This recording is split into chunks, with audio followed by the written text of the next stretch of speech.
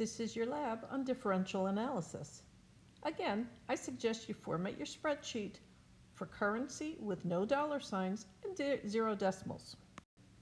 For our first problem, let's pretend we have a nonprofit organization that provides 3 services for seniors. It provides total in-home nursing, Meals on Wheels, and housekeeping services. This slide shows data on revenue and expenses from last year. And, as always, I suggest you use formulas for the totals, contribution margin, and net income. Then you'll be able to confirm you input the correct data. If you look at the housekeeping program, you can see housekeeping has a loss. So it is natural to look at the possibility of discontinuing the housekeeping program.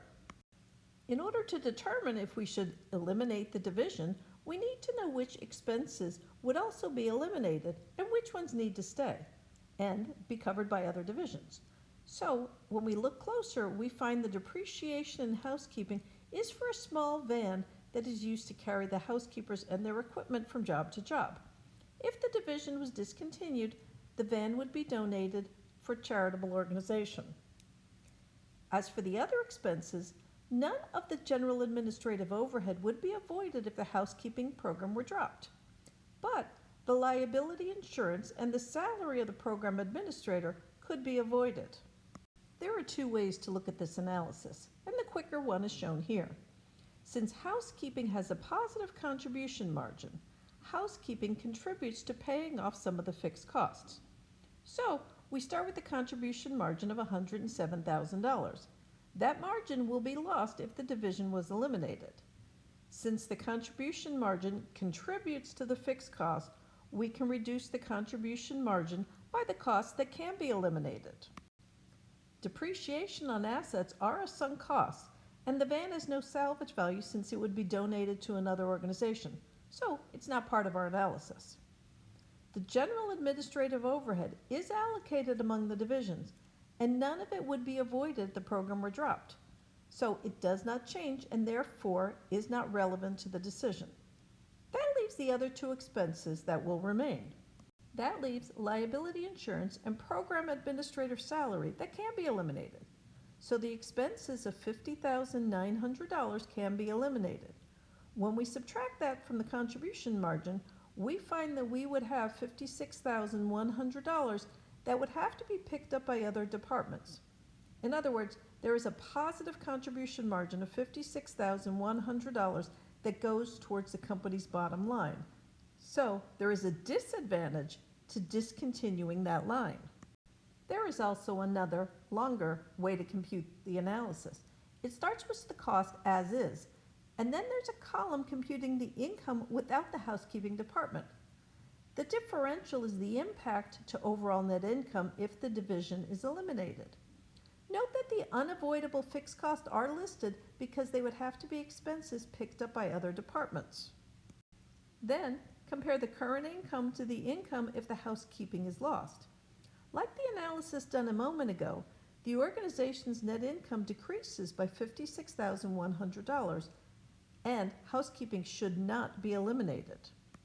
This idea of differential cost remains, but there's different ways to look at them.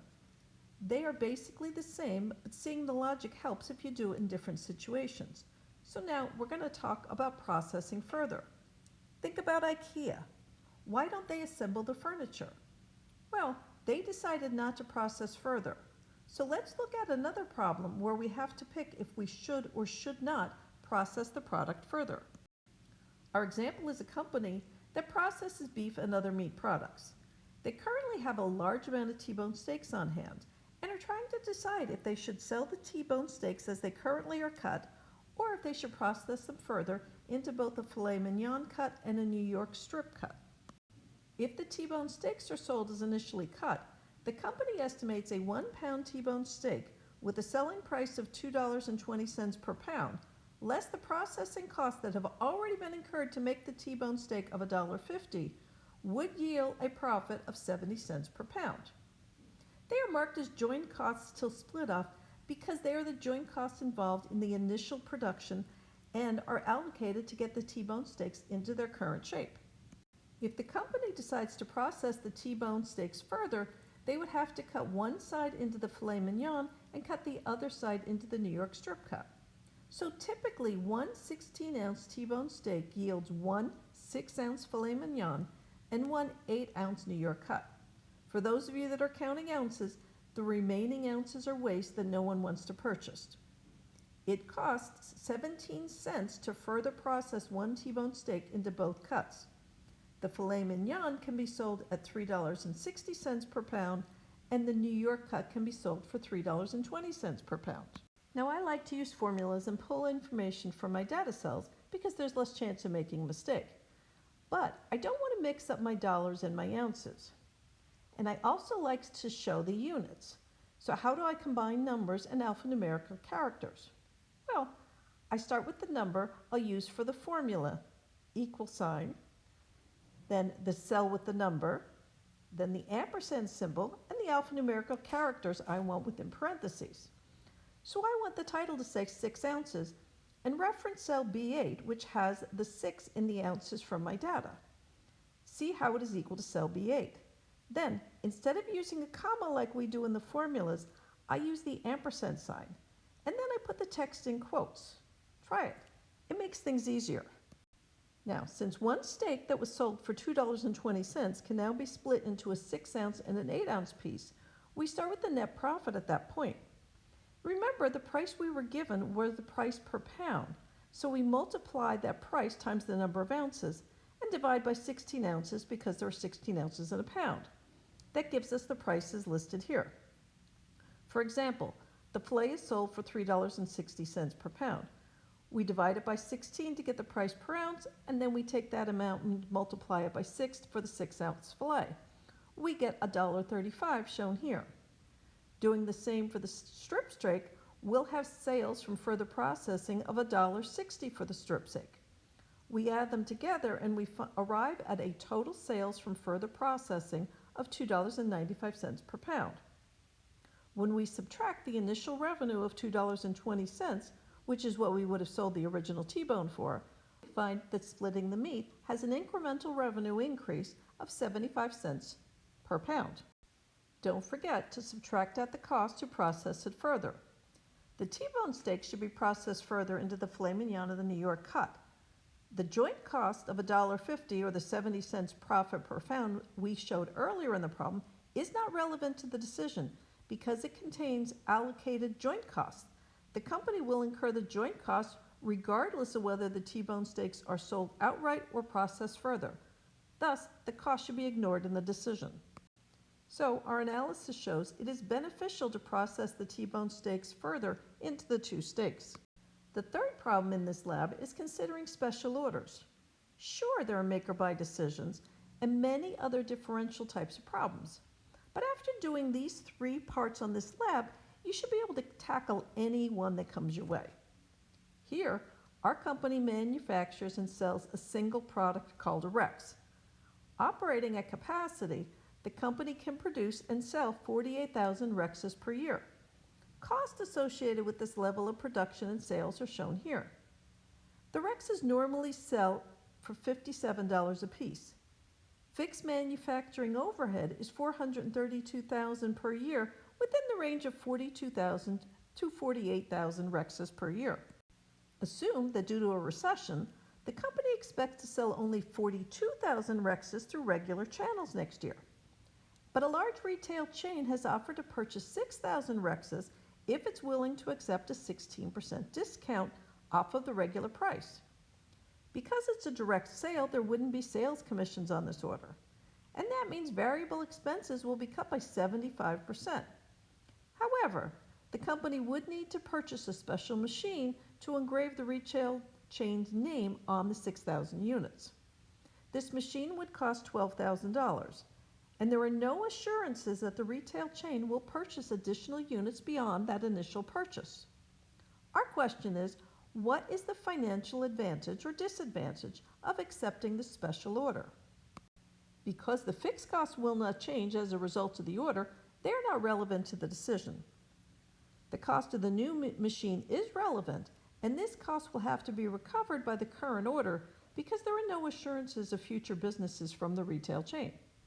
So here's the information per unit and in total. You can see that accepting the special order is worth it since it increases net income. Now for Part B, go to the original data and assume the company expects to sell only 42,000 Rexes through regular channels next year, and there's an offer for one-time only purchase of 6,000 Rexes. The buyer would pay a fixed fee of $1.20 per Rex and would reimburse the company for all cost of production, variable and fixed, associated with the units. The buyer would pick up the Rexes with their own truck, and there would be no variable selling expenses associated with this order. Now, what is the financial advantage or disadvantage of accepting the special order? Note the elimination of variable selling and administrative costs. Also remember the variable costs are being reimbursed. So under this scenario, the special order should be accepted. Now for the last part, assume the same situation as in Part B, except that the company expects to sell 48,000 Rexes through regular channels next year. We could handle the special order for 42,000, but now that the special order is 48,000, we don't have the room to make all the parts. So accepting it would require giving up regular sales of 6,000 Rexes. Given this new information, what is the financial advantage or disadvantage of accepting the special order? So the request needs us to reduce regular sales by 6,000. What cost can we eliminate if we do this? Additional problem data tells us that the avoidable variable cost is $4 per unit. I have the numbers we used earlier shown down and to the right. So remember, opportunity costs. While accepting this order to earn $259,000, we lose the opportunity to sell 6,000 units at our regular price. That is the 6,000 units times $67 and is the $342,000 in lost sales.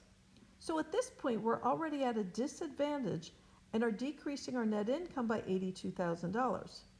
The avoidable costs help, but by only $24,000, so it's not enough. The company should not accept the special order because income is expected to be reduced by $58,000. That is it for the lab. Please let me know if you have any questions.